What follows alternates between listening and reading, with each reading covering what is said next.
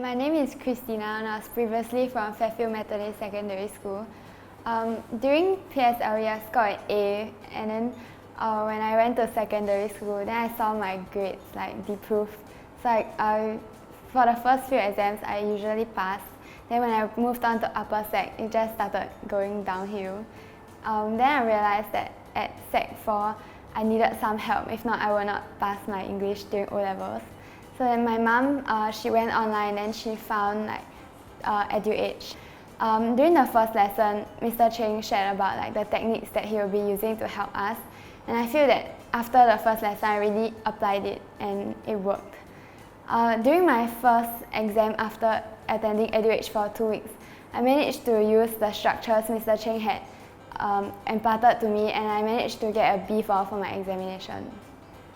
I think that during O Levels, I managed to use most of the techniques imparted to me, and I managed to score an A too.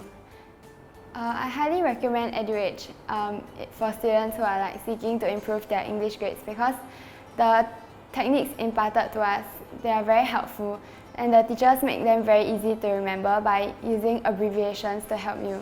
And they also give a lot of examples, so you don't have to feel worried about not being able to apply it in a real life situation.